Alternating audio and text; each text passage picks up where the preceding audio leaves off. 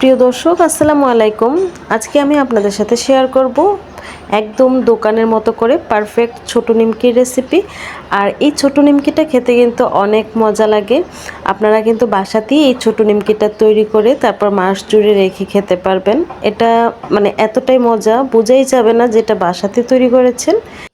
আর এই নিমকিটা একদমই মুচমুচে হয়। তো চলুন আমরা রেসিপিটা দেখে নিই। এখানে আমি 2 কাপ পরিমাণ নিয়ে নিচ্ছি ময়দা, দিয়ে দিচ্ছি একটু কালি জিরা হাফ চামচের মতো, স্বাদ মতো দিয়ে দিচ্ছি লবণ, দিয়ে দিচ্ছি 2 টেবিল চামচ পরিমাণ রান্নার রেগুলার তেল। আমি এখানে 1 চামচের মতো চিনি দিয়েছি। চিনিটা আপনাদেরকে দেখাতে পারি নাই, তবে এখানে চিনিটা দিলে এই নিমকিটা কিন্তু খুবই ক্রিস্পি হয়। অবশ্যই চিনিটা দিবেন। এখন সব কিছু একসাথে খুব ভালো করে মিশিয়ে নিচ্ছি। তেলটা ময়দার সাথে খুব ভালো করে মিশিয়ে তারপর আমি এখানে নরমাল পানি দিয়ে একটা ডো তৈরি করে নেব। ডোটা মোটামুটি একটু শক্তই হবে। দেখুন ডোটা তৈরি করে নিয়েছি, ডোটা ঠিক এরকম হবে। এই ডোটাকে আমি 10 মিনিটের জন্য রেস্টে রেখে দিচ্ছি। 10 মিনিট পর এখন এই ডোটাকে আমি একটু মথে নিব। এখান থেকে আমি কিছুটা ডো নিয়ে নিচ্ছি। তো এখানে আমি রুটিটা বেলে নিয়েছি। আর এই রুটি খুব বেশি পাতলাও হবে না, আবার একদম ভারীও হবে না।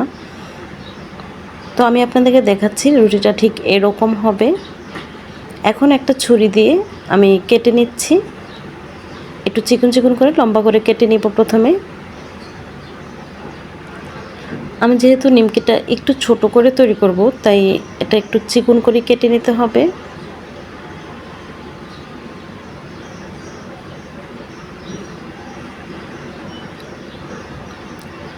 তো কাটা হয়ে গেছে।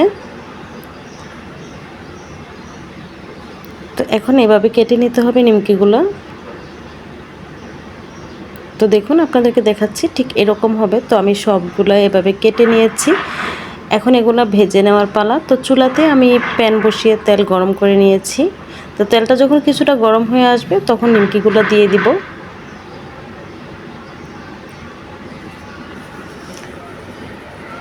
তো কিছুক্ষণ পর এগুলা নিজের থেকে ফুলে উঠবে, মানে ফুলে একদম তেলের মধ্যে ভেসে উঠবে। আর চুলার আঁচটা এ পর্যায়ে মিডিয়াম আছে। তো মিডিয়াম রেখে আমি নিমকিগুলো ভেজে নিয়েছি। তো নিমকির মধ্যে যখন সুন্দর একটা কালার চলে আসছে তখন আমি তেলটা ঝরিয়ে নামিয়ে নিচ্ছি। দেখুন নিমকিগুলো দেখতে কিন্তু খুবই সুন্দর হয়েছে, আর নিমকিগুলো খুব সুন্দরভাবে ফুলেছে। তো সবগুলা নিমকি আমি এভাবেই ভেজে নিয়েছি।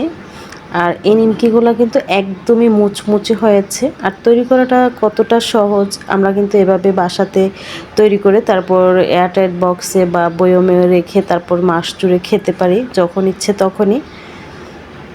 তো দেখুন একটা নিমকি আমি আপনাদেরকে ভেঙে দেখাচ্ছি, এটা কতটা মুচমুচে হয়েছে আপনারা দেখলেই বুঝতে পারবেন, একদম গুঁড়ো হয়ে যাচ্ছে। তো আমার এই রেসিপিটা আপনাদের কাছে যদি ভালো লেগে থাকে তাহলে প্লিজ লাইক কমেন্ট শেয়ার করে আমার চ্যানেলটা সাবস্ক্রাইব করে পাশেই থাকবেন আশা করি। তো আজকের মতো বিদায় নিচ্ছি। সবাই ভালো থাকবেন, সুস্থ থাকবেন, নিরাপদে থাকবেন। আল্লাহ হাফেজ।